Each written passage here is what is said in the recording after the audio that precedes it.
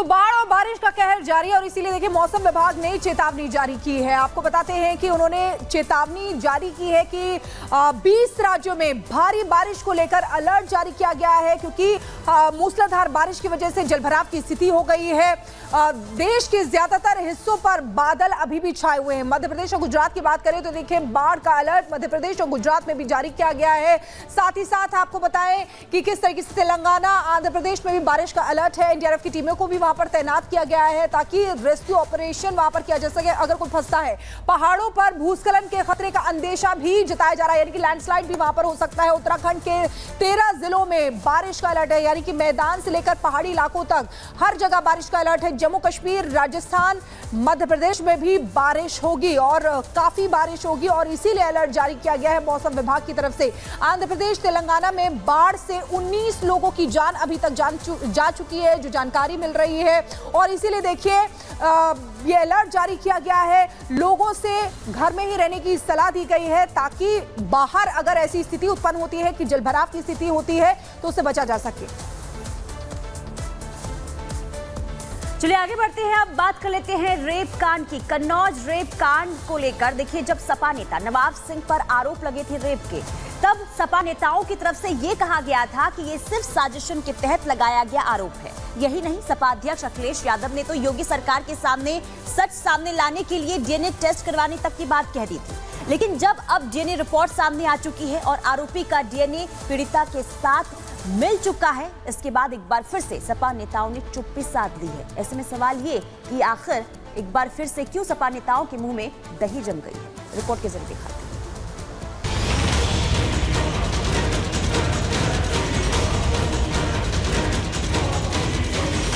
अगर समाजवादी पार्टी ये बात कहती है कि डीएनए टेस्ट होना चाहिए तो क्या गलत मांगा? डीएनए की रट लगाने वाले अखिलेश यादव क्या आप डीएनए रिपोर्ट पर बात करेंगे? क्या अपने ही बताए फॉर्मूले में फंसे अपनी पार्टी के नेता पर एक्शन लेंगे? उसे सजा दिलाने की वकालत करेंगे? पॉलिटिकल पार्टी अगर समाजवादी पार्टी ये बात कहती है कि डीएनए टेस्ट होना चाहिए, कैसे मुख्यमंत्री हैं ये? इन्हें कौन राय दे रहा है? ये कानून किसका संशोधित है? ये इन्हीं का संशोधित कानून है 2023 का, जिसमें ये कहा गया है कि डीएनए टेस्ट होना चाहिए अगर 7 साल से ज्यादा किसी की सजा का कोई प्रावधान है तो क्या गलत मांगा? डीएनए में दिक्कत किसी को नहीं है अखिलेश जी, लेकिन अब आपकी पार्टी को जरूर दिक्कत होने वाली है, क्योंकि जहां से आप सांसद हैं वहीं पर आपके नवाब ने ऐसा कारनामा किया था जिसका पर्दाफाश हो चुका है। जी हाँ, रेप के आरोपी नवाब यादव पर दूध का दूध और पानी का पानी हो चुका है। जब बलात्कार जैसी घटना होती है, दुष्कर्म जैसी घटना होती है, उसमें समाजवादी पार्टी का कोई कार्यकर्ता अगर गिरफ्तार होता है, सम्मिलित होता है, तो उसको राजनीतिक संरक्षण देना क्यों शुरू करते हैं अखिलेश यादव? तो क्या कन्नौज के सपा नेता नवाब सिंह यादव की नवाबी अब खत्म होने की कगार पर है, क्योंकि नाबालिग लड़की से रेप के आरोपी नवाब सिंह यादव का डीएनए मैच हो गया है। एसपी ने कहा है कि जो सैंपल मिले थे उसकी फॉरेंसिक रिपोर्ट में खुलासा हुआ कि वो मैच हो गए, जिसके बाद बीजेपी अब सपा को घेर रही है। नवाब यादव ने ही बेटी के साथ जघन्य अपराध किया था, परंतु किस प्रकार से संरक्षण दिया गया, इसी प्रकार का संरक्षण अयोध्या में भी मोईद खान को दिया गया जब उसने 12 साल की निषाद बच्ची के साथ बलात्कार किया। मतलब समाजवादी पार्टी का हाथ हमेशा बलात्कारियों के साथ, और ये तो इनका चरित्र रहा है, ये तो बॉयज विल बी बॉयज वाली पार्टी। नवाब सिंह के मामले में जो बातें सामने आ रही हैं, हमारा सिर्फ यही कहना है कि भारतीय जनता पार्टी सिलेक्टिव क्यों होना चाहती है। जो कानून के मुताबिक सख्त से सख्त कार्रवाइयाँ पारदर्शी तरीके से नवाब सिंह के मामले में हैं वो होनी चाहिए और पीड़िता जो भी है उसको न्याय मिलना चाहिए। अयोध्या में मोईद हो या कन्नौज में नवाब, दोनों जगह अखिलेश अपने नेताओं का डीएनए के नाम पर बचाव कर रहे थे। तो क्या आप आगे आकर सजा दिलवाएंगे? Bureau report, Republic Bharat. और अब बात चीन की कर लेते हैं। चीन एक बार फिर से पूरी दुनिया के सामने एक्सपोज हो गया है। जो हरकत पाकिस्तान के अलावा किसी दूसरे देश ने नहीं की थी, वही हरकत अब अपने शीर्ष नेताओं के कहने पर चीन के राजनयिक कर रहे हैं। बिल्कुल, और देखिए चीन जो है अब बांग्लादेश में जमाती जो नेता हैं उनका खुलकर सपोर्ट करता हुआ नजर आ रहा है। लेकिन ऐसे में सवाल ये कि इस चाल के पीछे आखिर चीन का गणित क्या है, वो आपको इस रिपोर्ट के जरिए बताते हैं।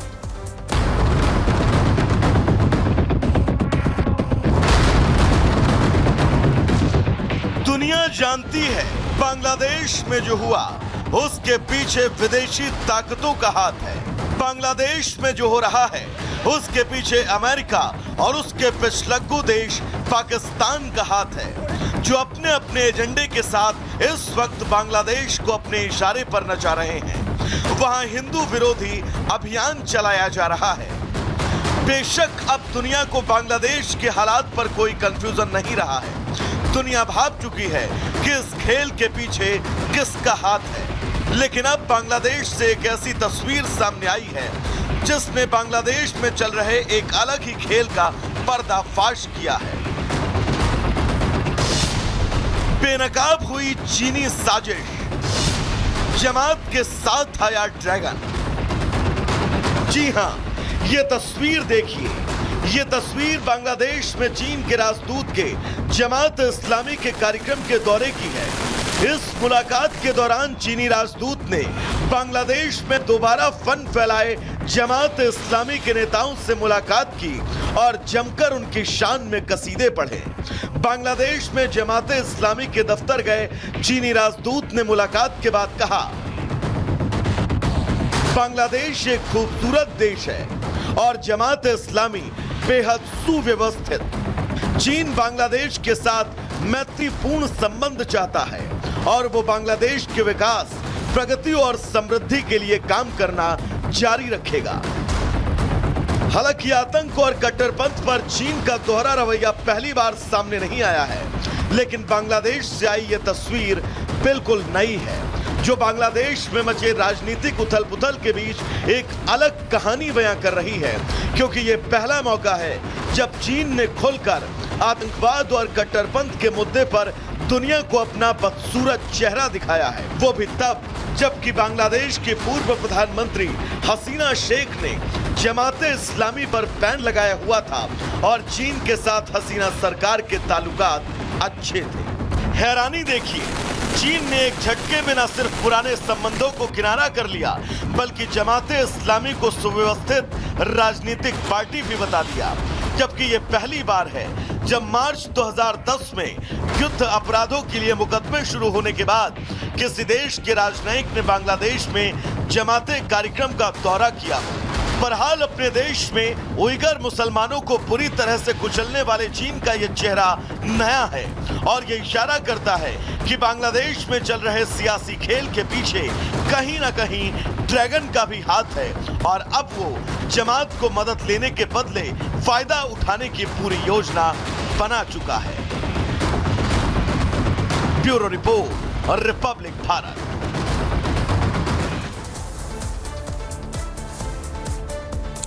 और अब बात करेंगे मणिपुर की। हिंसा की आग में जल रहे मणिपुर के सामने एक और खतरे ने सर उठा लिया है। आपको बता दें कि सितंबर महीने की पहली तारीख से ये उग्रवादी ड्रोन के जरिए बम मणिपुर पर गिरा रहे हैं। तो सवाल ये उठता है कि आखिर इनको इतने खतरनाक और इतने हाई प्रोफाइल हथियार मुहैया कौन करा रहा है? कहीं इसके पीछे कोई विदेशी साजिश तो नहीं है? एक रिपोर्ट आपको दिखाते हैं।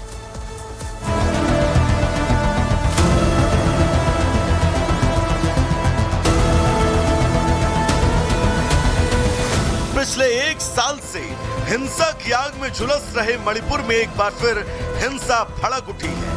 फर्क बस इतना है कि इस बार हमला ड्रोन के जरिए हो रहा है। इसी कड़ी में संदिग्ध उग्रवादियों ने इम्फाल में ड्रोन के जरिए बम बरसाए, जिसकी चपेट में आकर एक 23 साल की महिला पूरी तरह से घायल हो गई। पुलिस के मुताबिक फिलहाल घायल महिला की हालत स्थिर है, लेकिन पिछले 2 दिनों के अंदर हुए 2 उग्रवादी हमले से इलाके में दहशत का माहौल है। आपको बता दें कि रविवार को भी संदिग्ध हथियारबंद उग्रवादियों ने इम्फाल में आम लोगों को निशाना बनाया था, जिसमें 2 लोग मारे गए थे और करीब 9 लोग घायल हो गए थे। इस पूरे गांव में करीब 6 घरों पर ड्रोन से बम गिराया गया था और इसमें काफ़ी डैमेज यहाँ पर हुआ है, दिखने को मिल रहा है आप लोगों को। आप लोग तस्वीरों में देख सकते हैं कि किस तरह से छत में छेद हो गया है। स्प्लिंटर्स जो बम में जो स्प्लिंटर्स थे उससे यहाँ पर बाइक्स में भी डैमेज हुआ दिखाई दे रहा है। आप देख सकते हैं कि किस तरह से बाइक में भी बाइक के जो पेट्रोल का टैंक है उसमें भी शेड हो गया है। यहाँ पर लगभग 2 घंटे तक लगातार ड्रोन के जरिए इस गांव में बॉम्बिंग होता रहा। करीब 2 बजे से फायरिंग शुरू हुआ था और उसके 1.5 घंटा बाद यानी कि 1:30 बजे करीब 3:30 बजे से लगातार ड्रोन के जरिए 2 घंटे तक 5:30 तक यहाँ पर बॉम्बिंग किए गए। वहीं इस बारे में जो जानकारी सामने आ रही है उसके मुताबिक ये हमला कुकी समुदाय की तरफ से किया गया, लेकिन हमले के लिए जिस तरह से ड्रोन की तकनीक का इस्तेमाल हुआ उसे देखते हुए आशंका गहरा गई है कि कहीं ना कहीं इस हमले के पीछे विदेशी ताकतों का हाथ है, जो क्षेत्र में अशांति फैलाने के लिए उग्रवादियों को बम बरसाने वाले ड्रोन सप्लाई कर रहे हैं। वहीं सूत्र दावा कर रहे हैं कि संदिग्ध उग्रवादियों का मकसद सुरक्षा बलों को भी निशाना बनाना है। सूत्रों का दावा है कि बीते रोज भी ड्रोन के जरिए एक आईआरबी पोस्ट पर हमला किया गया था। हमला आईआरबी के बंकर पर किया गया था, जिसमें हमलावर 2 ऑटोमेटिक असॉल्ट राइफल और एक लाइट मशीन गन छीनकर फरार हो गए थे। कुल मिलाकर उग्रवाद के इस नए चैप्टर ने मणिपुर के लोगों के साथ साथ सुरक्षा बलों के लिए भी चुनौती खड़ी कर दी है। हालांकि मामले की गंभीरता को देखते हुए तमाम तकनीकी पहलुओं को ध्यान में रखकर जांच शुरू कर दी गई है, लेकिन जिस तरह से मणिपुर को अशांत करने के लिए ड्रोन जैसे हाईफाई तकनीक का इस्तेमाल किया जा रहा है, उसे देखते हुए इसमें विदेशी साजिश की आशंका से इनकार नहीं किया जा सकता। बहरहाल स्थानीय लोगों को उम्मीद है मणिपुर को जलाने की साजिश का जल्द खुलासा हो जाएगा। Bureau report, Republic Bharat.